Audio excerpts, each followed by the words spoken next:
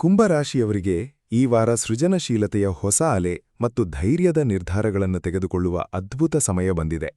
ನಿಮ್ಮ ರಾಶಿಯಲ್ಲೇ ರಾಹು ಮತ್ತು ಸಾಹಸ ಸ್ಥಾನದಲ್ಲಿ ಮಂಗಳ ಇರುವುದರಿಂದ ನೀವು ಹೊಸತನದೊಂದಿಗೆ ಮುನ್ನುಗ್ಗಲು ಸಿದ್ಧರಿದ್ದೀರಿ.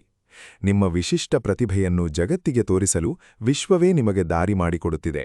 ನಿಮ್ಮಲ್ಲಿರುವ ವಿಶಿಷ್ಟ ಕಾಂತಿಯು ಜನರನ್ನು ನಿಮ್ಮತ್ತ ಸೆಳೆಯುತ್ತದೆ. ವೃತ್ತಿಜೀವನದಲ್ಲಿ 3ನೇ ಮನೆಯಲ್ಲಿ ಸ್ವಕ್ಷೇತ್ರದಲ್ಲಿರುವ ಮಂಗಳ ನಿಮ್ಮ ಪಾಲಿಗೆ ದೊಡ್ಡ ಬದಲಾವಣೆ ತರಲಿದ್ದಾನೆ. ಹೊಸ ಯೋಜನೆಗಳನ್ನು ಆರಂಭಿಸಲು ಅಥವಾ ನಿಮ್ಮ ನವೀನ ಆಲೋಚನೆಗಳನ್ನು ಮಂಡಿಸಲು ಇದು ಸಕಾಲ.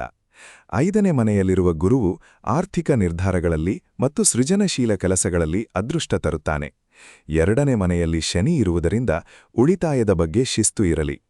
ನಿಮ್ಮ ಸಂವಹನ ಶೈಲಿಯು ಪ್ರಭಾವಶಾಲಿಯಾಗಿದ್ದು ಹೊಸ ಸಂಪರ್ಕಗಳು ವೃತ್ತಿಯಲ್ಲಿ ಲಾಭ ತರಲಿವೆ. ವೈಯಕ್ತಿಕ ಜೀವನದಲ್ಲಿ ಶುಕ್ರ ಮತ್ತು ಗುರು 5ನೇ ಮನೆಯಲ್ಲಿ ಸೇರಿರುವುದರಿಂದ ಪ್ರೀತಿ ಮತ್ತು ಸಂತೋಷದ ವಾತಾವರಣವಿರುತ್ತದೆ. ಅವಿವಾಹಿತರಿಗೆ ಬೌದ್ಧಿಕ ಒಡನಾಟವು ವಿಶೇಷ ಸಂಬಂಧವಾಗಿ ಬದಲಾಗಬಹುದು. ದಂಪತಿಗಳು ಸಣ್ಣ ಪ್ರವಾಸ ಅಥವಾ ಹೊಸ ಹವ್ಯಾಸದ ಮೂಲಕ ಪರಸ್ಪರ ಹತ್ತಿರವಾಗಬಹುದು. 7ನೇ ಮನೆಯಲ್ಲಿ ಕೇತು ಇರುವುದರಿಂದ ಸಂಗಾತಿಗೆ ಅಗತ್ಯವಿರುವ ಸ್ವಾತಂತ್ರ್ಯ ನೀಡಿ. ನಿಮ್ಮ ಸ್ವತಂತ್ರ ಮನೋಭಾವ ಮತ್ತು ಪ್ರೀತಿಯ ನಡುವೆ ಸಮತೋಲನ ಕಾಯ್ದುಕೊಡುವುದು ಸಂಬಂಧವನ್ನು ಗಟ್ಟಿಗೊಳಿಸುತ್ತದೆ. ಆರೋಗ್ಯದ ದೃಷ್ಟಿಯಿಂದ ನಿಮ್ಮಲ್ಲಿ ಚೈತನ್ಯ ಹೆಚ್ಚಿರುತ್ತದೆ, ಆದರೆ ರಾಹುವಿನ ಪ್ರಭಾವದಿಂದ ಸ್ವಲ್ಪ ಚಡಪಡಿಕೆ ಉಂಟಾಗಬಹುದು. ಪ್ರಾಣಾಯಾಮ ಅಥವಾ ಪ್ರಕೃತಿಯೊಂದಿಗೆ ಸಮಯ ಕಳೆಯುವುದು ಮನಸ್ಸಿಗೆ ಶಾಂತಿ ನೀಡುತ್ತದೆ.